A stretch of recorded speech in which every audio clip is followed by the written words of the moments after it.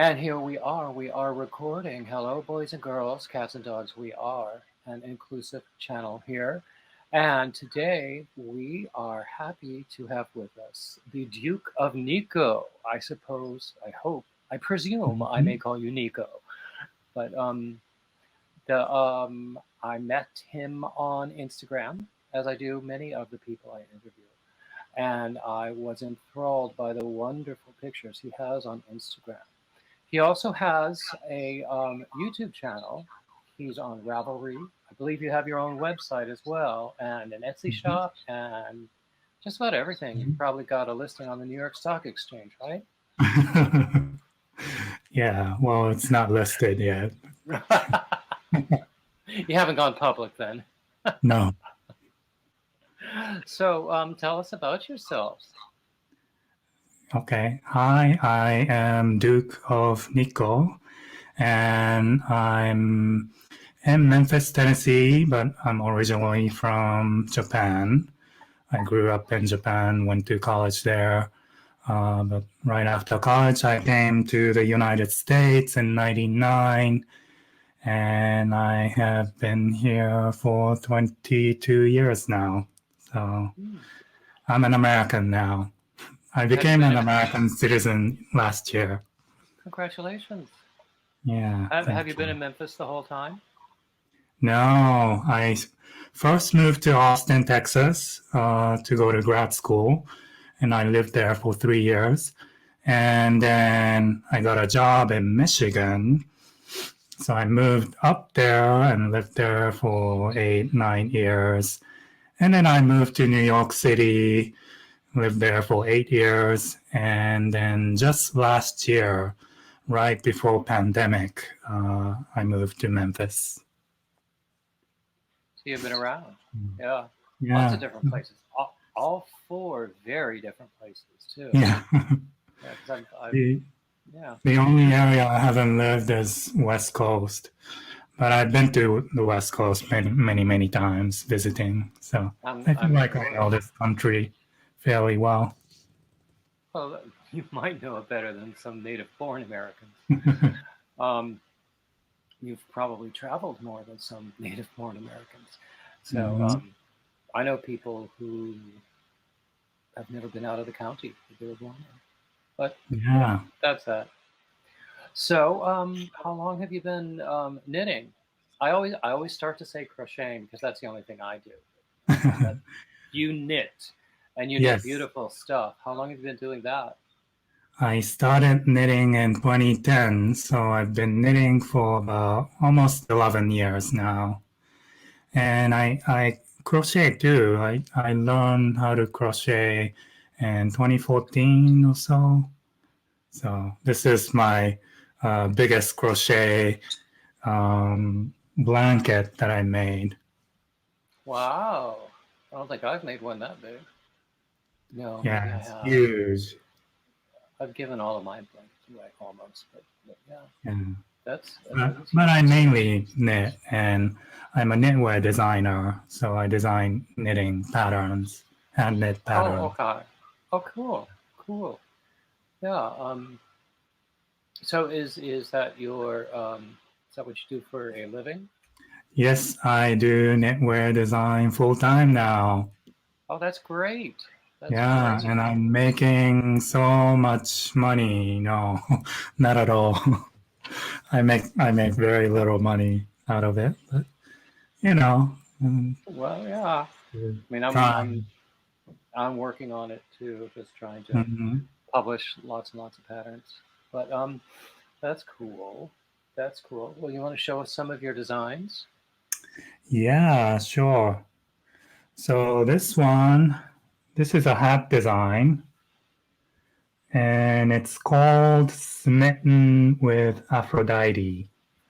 So I don't know if you can pick up the many Greek symbolism there. Well, I can see that sort of scroll figure, and at first glance, it looked a little bit like a mask. Yeah, some people think it looks like a face, but it's. I was going for like Greek theme, because dyer of this yarn, it's an indie dyer in Vicksburg, Mississippi, and they are Jems Luxe fibers, and all their color names are like Greek mythology names. Oh, So that's cool. I took the Greek as the motif and designed this hat. So this will probably be released by the time this podcast airs, mid-October. Okay, cool. Cool. I Yeah. like that. What is that on the bottom? Right by the hem. This is called corrugated ribbing, but it's basically a pearl stitch in between black I see. lines. So is that meant to represent an image? Maybe a wall or stone wall. I don't know. That's okay to say no. It's I like it though. I really love the colors. Thank you. I love color work. Oh yeah, me too. Yeah, that's lots of fun.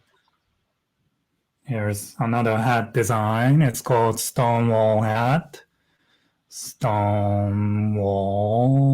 I like it. And it has a Japanese character that's Stonewall too. Stonewall in Japanese.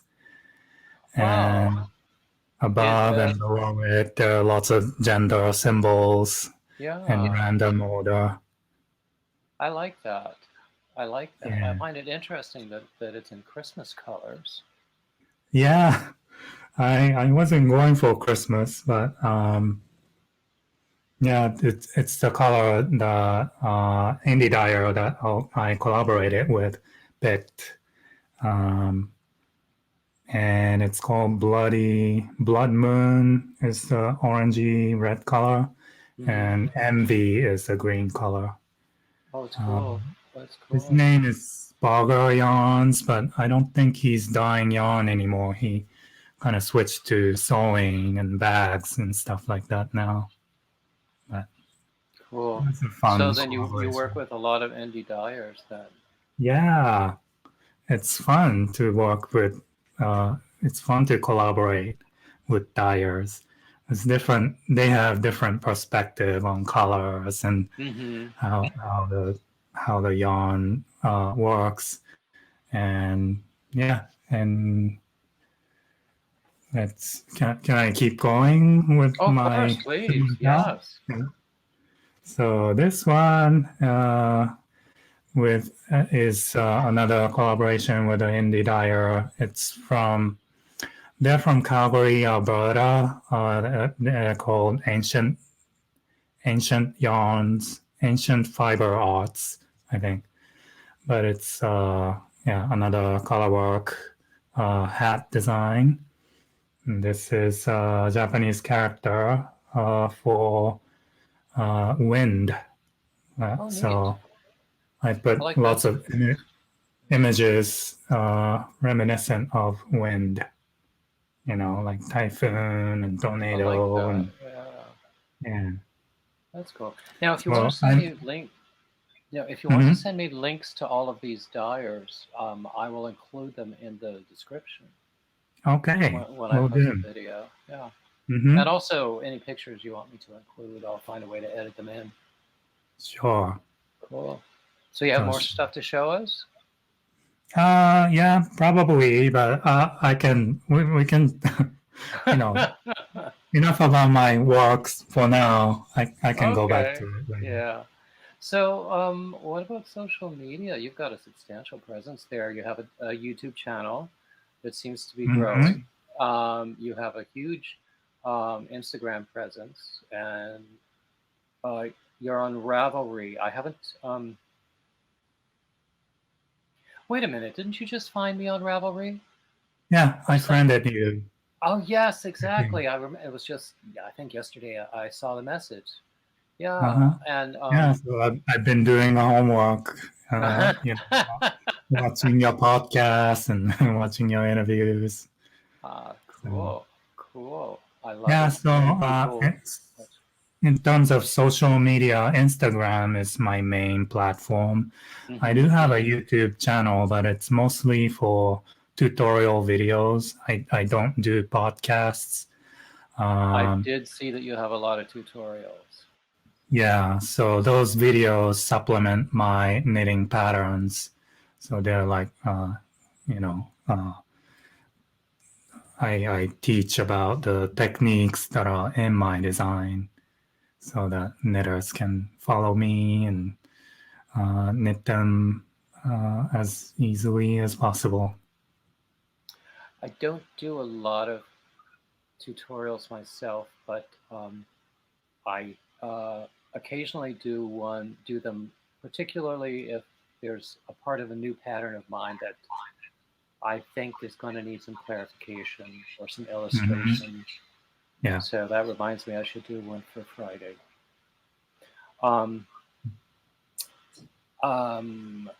So yeah, it's really cool. So I'm sure that that leads to pattern sales, right?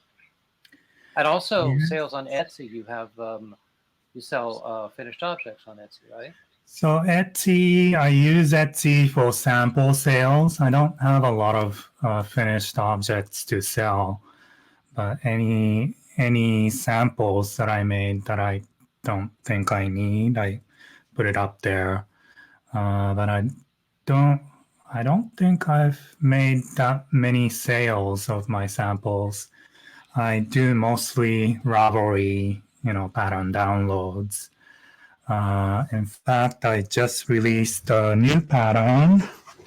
So going back to my show and tell, this is mittens. Oh, I recall seeing a picture for that. Yeah. So I released this pattern last week, and I don't know if you go through this. Every time I release a pattern, all the anxiety comes to me, like, will people buy them, and will they like it? Yeah, so last week I was a little bit nervous, but I made a few sales, so I'm happy about it. Yeah, yeah. I'm always like, buy people, buy. Yeah. That needs pattern sales. Right. Yeah, September was a low month for me, comparatively speaking. So, but then I also introduced fewer new patterns in September, so I think that had something to do with it. We go through ups and downs, I'm sure. Yeah, of course. Yeah. All of us. Yeah, exactly. Oh, what was I going to say? Do you, well, they're in Memphis. Well, you say you've only been there a year or a little over a year, right? Yeah. So do you have a knitting or a yarn craft community there in person? I do. I go to like a shopping center. It's called Crosstown Concourse. It's an old Sears department building, but they renovate it into like a social gathering area. So I go there every Tuesday to knit with a group of people. We weren't meeting during the pandemic, but a few months ago we resumed meeting with masks. So I've been doing that, and I have a gay male knitter friend. His name is Kevin, but I think he goes by that guy. That knitting guy? Yeah, something like that on Instagram. I think I've spoken to him on Instagram. Yeah. Yeah. So I've met people who do like virtual craft meetings, like Zoom calls and that sort of thing.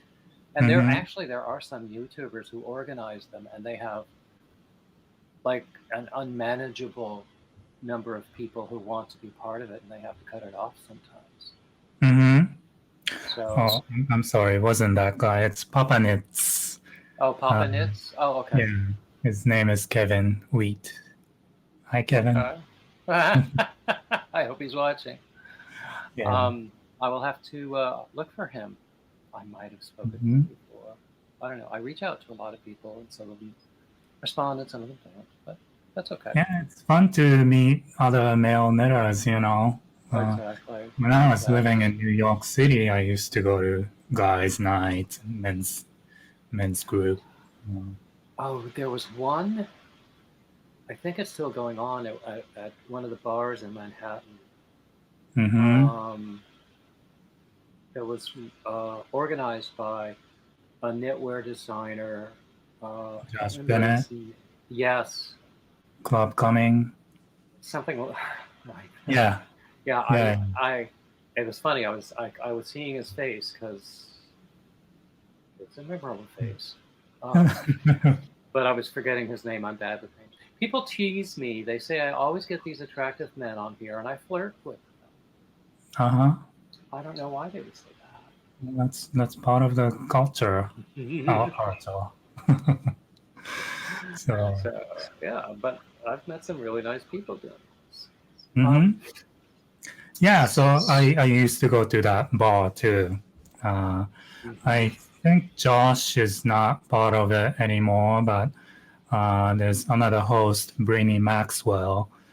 She's Brinny Maxwell. I remember her TV show on local access. Yeah. Oh yeah. So she's doing it weekly. It's called that's cool. Now called Making It with Brinny or something like that.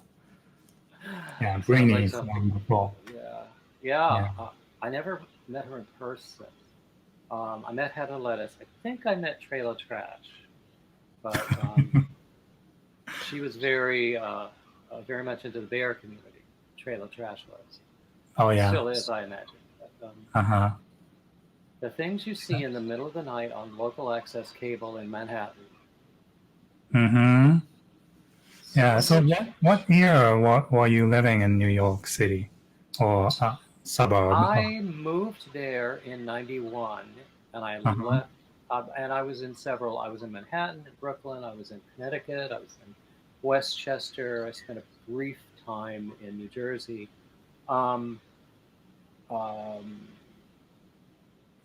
And then I left in 18 and came down to North Carolina. 2018? Yeah, with my family. Oh, okay. So it was like 27 years.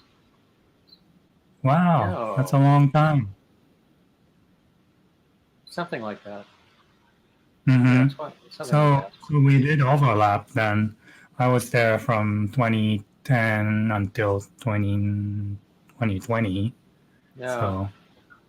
You're not the first person I've interviewed who was in New York at the same time I was, actually. Mm-hmm. So if only we had known. I don't think we ever met in real life. No, I'm sure we haven't. But actually, it was only the last 2 or 3 years I was in the area that I picked up yarn. So. Okay. I had gotten my. You recently went to the retreat in New York, right? Yes. Did you meet? So much did you fun. see some people that you knew back then from New York? Yes.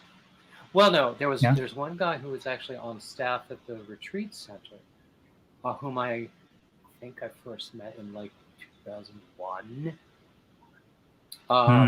But we have lost touch, and then none of the other guys I knew, but they were they were really good. How many people came? Like 30 people? Well, I think they originally planned for that many, but they had a number of cancellations. Some people from Canada were not able to travel, and then other people had life events that kept them from coming. So I think we wound up with about 21. So it was not bad. I met some nice people, and I actually tomorrow I'm going to be interviewing the organizer for that retreat. In fact, I think he's the organizer for all of the men's knitting retreats nationwide, or at least the coordinator for all the different groups that do the knitting retreats nationwide. Is that Joe Wilcox? Joe Wilcox, yeah. Have you ever been to one of those? I haven't met him, but I know of him. He seems like a sweet guy. Very, very nice. Very nice. Mm-hmm. And are you going to the Southeast Men's Retreat in November? Oh, you are? Yeah. Are you? Oh, I thought about going, but I decided not to. The schedule didn't work out. But maybe next year. I would love to meet you at a retreat. That would be fun. Yeah. And it was Actually, nice to see some of the names that I recognize from that group, like Rusty yeah, and Curtis. I think you I interviewed on interviewed your both of channel. them. Yeah. Mm-hmm. Yeah, I'm looking forward to meeting Rusty. Curtis can't make it this year, but I still want to meet Curtis. He's a really good guy. Mm-hmm. But I forget who else is going. I know that at least one person who was at the Northeast retreat will be at the Southeast retreat. Oh, yeah? So I can't remember who it was, Mm-hmm. but I guess I'll find out when I get there. Mm-hmm. So How long is the drive from where you live to? I'm at the Is other it end of the state. So I'm in Wilmington. right. So, and it's up near Asheville, so it's about 6 hours. 6 hours? Oh, okay. Yeah, which is better than the 2-day drive to get up to Albany. Right. So we're talking about me too much. So tell us more about your knitwear and what's the most exciting pattern that you have, and what's the one that sells the best? What sells the best is my coaster design. I have so many samples that I cannot find. No, not that. Can you hold on just 1 second? Sure. So I'm scrolling through your Instagram photos right now. Yeah. I found it. So I have a series of coaster designs, and this is one of them. It's a Japanese character for tea. So it's a tea coaster, but it's called Cha, C-H-A, Cha Reversible Coaster. Cool. And each one has the same symbol or a different symbol? Yeah, same symbol and mirrored image. And this is a technique called double knitting. So it creates a reversible double layered fabric and cool. in burst color on the back side. I like so that. Yeah, I'm into double knitting a lot. So this is another one, but this one has different character on each side. So it's a little more advanced technique. But this one says water in Japanese, and this is sake or saki in Japanese. Oh, nice. So, yeah, I have a series of coasters. Well, that's cool. And I recently entered them into a local fair and got some awards from Delta Fair. Yeah, a blue ribbon on another thing that you showed us. Same one? Yeah. Same fair? Wow, that's cool. Yeah, same fair. So, so here, let's see if people can see it. I like that. Yeah. I mean, I like the cardigan, and I like the scarf with all the different characters as well. Yeah, the scarf is my design. It's called Nature Scarf. The cardigan, or it's a pea coat, is designed by Shirley Paden. She's a New York City designer, but I made that as a part of a knit along. And, okay. Yeah, it's such an intricate piece of design. I really enjoyed making it. Look at all the ribbons. Yeah, a little bit of bragging. Oh, there was someone at the retreat who was working on this pattern, I think, Oh, really? or a pattern like Um, it. Is it yours or? mhm.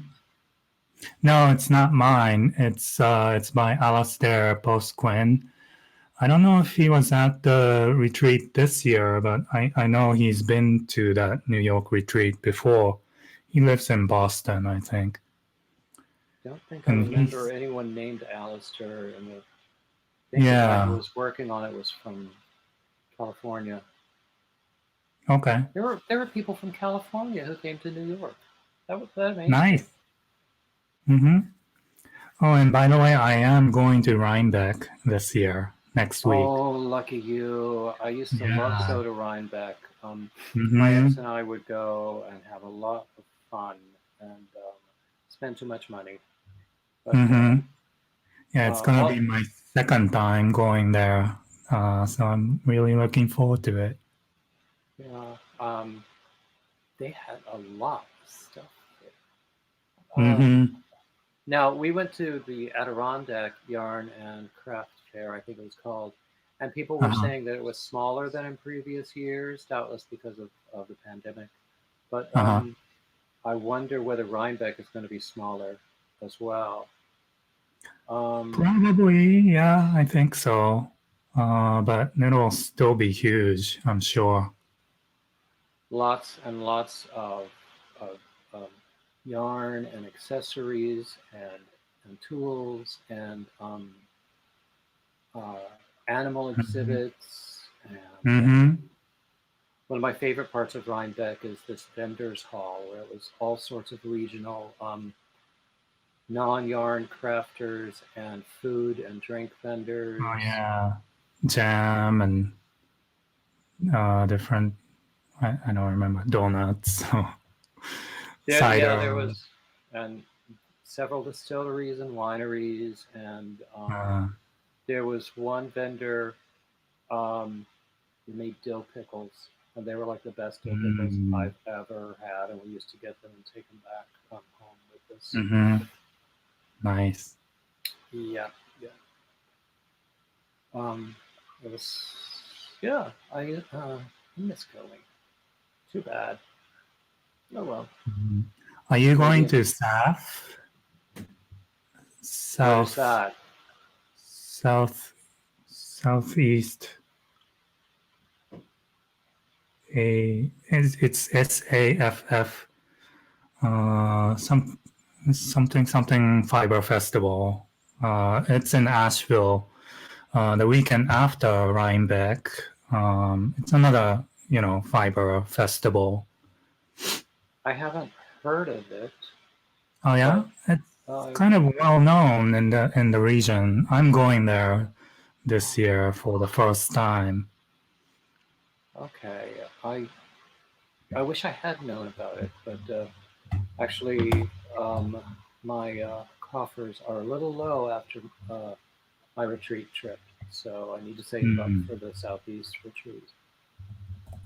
Hmm. So, Uh, Southeastern Animal Fiber Fair, oh, it sounds like fun. SAFF.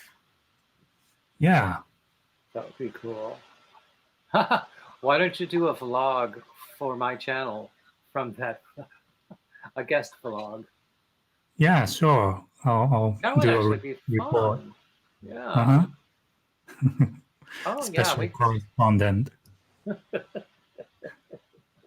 We will. Yeah, we can make plans for that offline. That'll be fun. Oh, yeah. Hmm.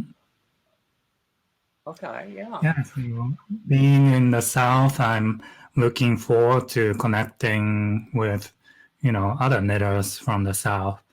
Last weekend, I drove to Nashville, um, and there's a knitting publication company called Modern Daily Knitting. I think it's knitting only. I don't know if they do crochet, but they had a retreat event there. So I met a lot Oh, of wow. knitters and That sounds like fun. some male knitters. local male knitters. So it's fun. It does sound like fun. I mean, the Northeast one that I just did is the first time I've ever been to any kind of an actual retreat. Mm-hmm. Although I used to go to other kinds of retreats at the same retreat center. Oh, really? So it seemed like the hills had gotten a lot steeper in the intervening years. Really? Or something like that, yeah. Uh-huh. Oh, interesting. Yeah, I'm sure it's the hills and not me that changed. Mm-hmm. But yeah, it was fun. And actually I had a lot of support from my YouTube family. Mm-hmm. They were all very, very encouraging, and some of them very, very generous as well in helping me get there. So I always try to, whenever I do a live stream, I always try to start off by thanking people. Sometimes I forget and then I feel like a heel. But, that's where it goes. And you've been doing it for not so long, only a year or so? October of last year is when I first started doing it. Yeah? Regularly. Wow. Yeah. Uh-huh. And then it became a more frequent thing. I think April on YouTube, there was a trend called video every day in April. Mm-hmm. And so I did a video every day in April. And then I kept doing lots. Now I'm usually about 5 a week. But yeah. Oh, yeah, it's your full-time job. I wish it paid like a full-time job. I wish it paid like the corporate full-time job I used to have. Yeah, you were in the corporate world before I was in the corporate world. I was doing IT and banks in New Jersey. I was doing, I was a business analyst for a financial printer in Jersey. Mm-hmm. So who knows, your bank might have been one of our clients. Yeah, could be. But yeah, it's, I sort of miss the corporate income, but that's about the only thing I miss about corporate life. Same here. Yeah. But so did you start doing this out of necessity? Like you? No, actually, if I looked at a balance sheet, overall, I haven't made a penny. Because I spent more money than I've brought in. But I'm hoping to turn that trend around. But it's really a creative outlet, and and community. The yarn community is really wonderful and supportive. Right. So that's and they were very encouraging. Even some very high-profile people were very encouraging when I started talking about wanting to get into YouTube. So we're talking about me too much again. Well, we have some similarities, so I'm very curious about how you ended up doing what you're doing. But it's similar for me. It's a creative outlet that eventually led me to go full time on knitting design. I was kind of having a burnout in the corporate world.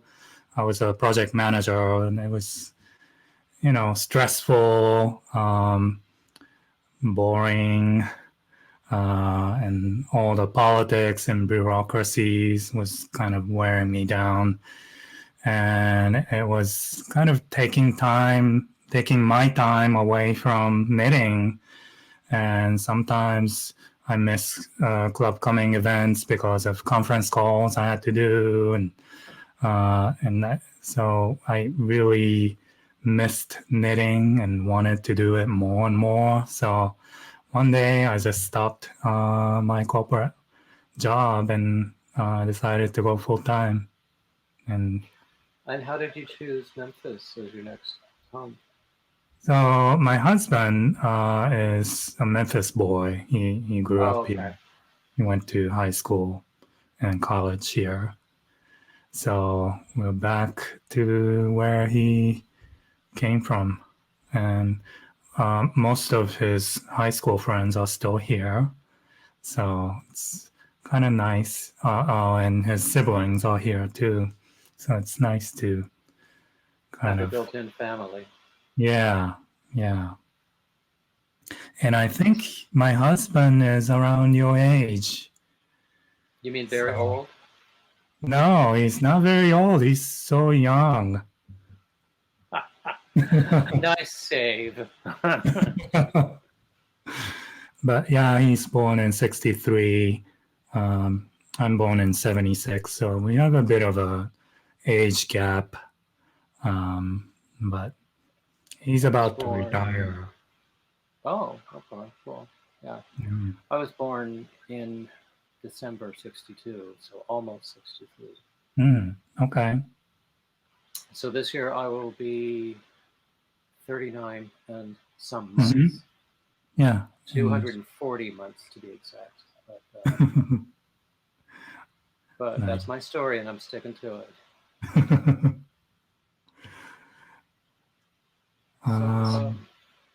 That's cool.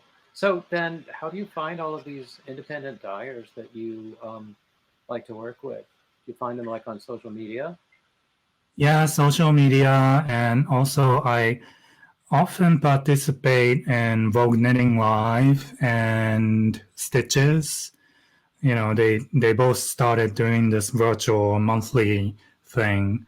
So sometimes I take classes, but most of the time I just buy the market ticket. It's like $4, $5, and you get to see the presentations of all the dyers and vendors.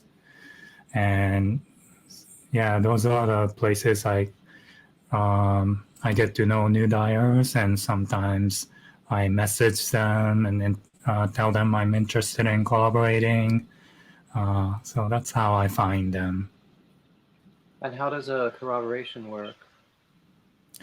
So they send me yarn, and I design using the yarn and publish the pattern, and I do the social media promotion, and they also promote my pattern, share the pictures.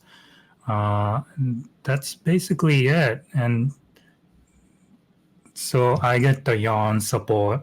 I don't pay for the yarn. They send me yarn, and they get the free promotion from my side, and they can show their customers my designs, and sometimes they can sell kits using my design. So that's how it works. You've never collaborated with yarn dyers? I worked with a small yarn vendor. She sent me some yarn, and I did some pieces with it. At the time, I was very much into hat not hate, so I did a lot of hats. Mm-hmm. And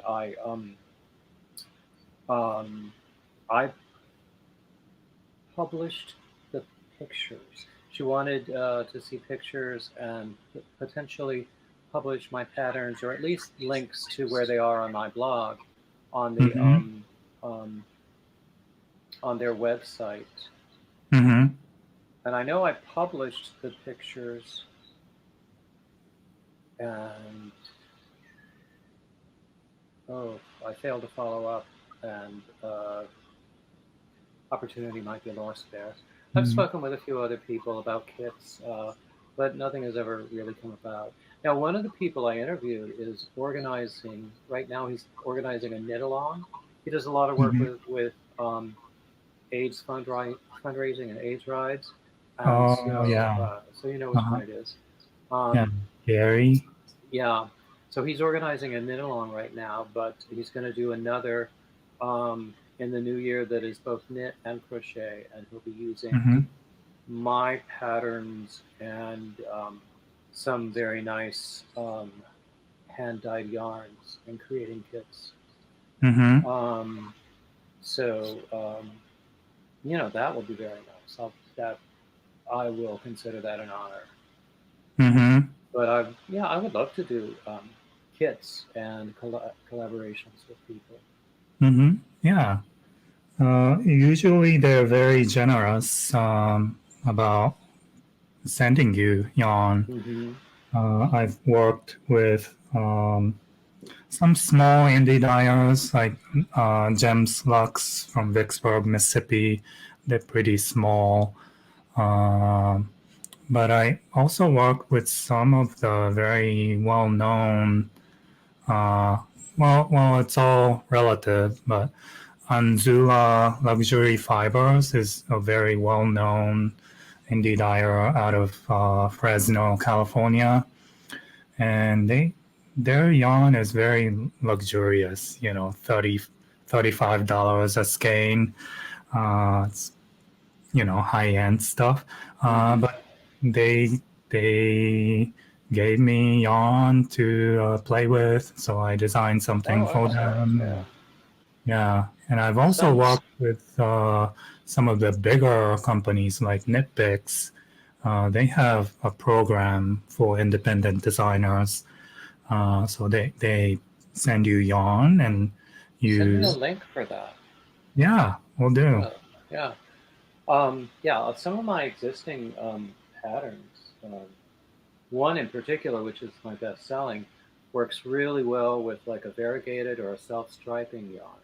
Mm-hmm. Um, and I've seen some really beautiful independent yarns like that. I mean, and actually, that's Mm-hmm. the one that Gary's going to use for his crochet along. Mm-hmm. Um, but there's a new shawl that I have in mind. Someone at the retreat had one that he had knit. I took a picture of it, and he told me where to find the knit pattern, which was a free download. So I Oh. have a good picture of how it looks knit, and I'm going to try to work it up in crochet. Mm-hmm. Is that It's related it's to Hat Not Hate? no, Oh no, no. Oh, okay. Hmm. no. It was a shawl. Interesting. Shawl, yeah. Actually, I was watching Line Brand online earlier, and they were saying the Hat Not Hate might be different next year. They might. Yeah. I don't know exactly how. So Uh-huh. I don't know. Lion brand is something that probably many people from New York area, um, it's their choice of brand. You know that they had a retail store in Manhattan until recently. Yeah, I I knew they used to did. go there. I went to Um, the one they had in Carlstadt once. oh, is that the outlet mall? It's Yeah, an outlet, I think. Yeah. yeah. Okay. Yeah, but I like working with Lion Brand. That easily accessible from Michaels and stuff like that. So, Hmm. Yeah, I really like their mandala yarns. The mm-hmm. self-striping Oh, really works for my shawls. yes. I made this scarf using mandala. Oh, nice. Yeah, so it's Excellent. self-striping. It was like a big cake, Yeah. maybe 200 or 300 gram.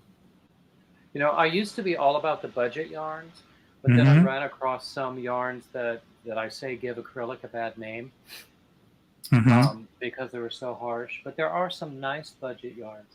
This sweater, actually, and again, it's not about me, it should be about you. But this sweater, um, Nice. I made this with the Dollar Tree yarn, the Premier Just yarn. Really? Yeah, and it's acrylic, but it feels okay. I didn't know Dollar Tree sold yarns. Yeah, most of it is from Premier, Uh, and it's not bad yarn at all. mm-hmm. And Okay. I Oh, wore that sweater at the festivals in New York, and mm-hmm. had so many compliments, Mm-hmm. which we all like. Yeah. Do you ever use universal yarns? I don't believe I have. No, they're out of North Carolina. Are they? So yeah, I don't think they sell to big boxes, but local yarn shops sometimes carry their brand, and it's more budget friendly. They do a lot of acrylic too, but my favorite is bamboo pop. This one. Uh-huh. So universal yarn bamboo pop. This is $9 per, How many 100 yards gram. is in that? Yardage is 292 yards. So it's 50% cotton, 50% bamboo. And I like it. It's, I like the colors. yeah, So they have fun colors too. I haven't used that combination before. What do you plan to make with that? I don't know yet. It's been sitting here for a while. So I usually use their yarn to make swatches and try out some new techniques. So maybe I may not design using their yarn per se, but I like using them for swatches. Mm. I hope it's not an insult to them, but I like them. Cool. Yeah. So that's cool. Well, we've been going at it for over 45 minutes. So I imagine you have things to do. I should probably get a few things done before I have a live stream at 6 o'clock. If you want to come and join. So on YouTube live stream. Yeah. Okay, so I can live chat with you. Oh, that'd be fun too. Yeah. In fact, I might even bring you up on the panel. Oh, there you go. Okay. 6 o'clock, you said? 6 o'clock. 5 o'clock? Yeah. 6? Oh, you're in Central, right? Yeah, Central time zone. So it would be 5 o'clock for you, yeah. Mm-hmm. So, anything you would like to say in closing then? So I made a list of things I wanted to talk about.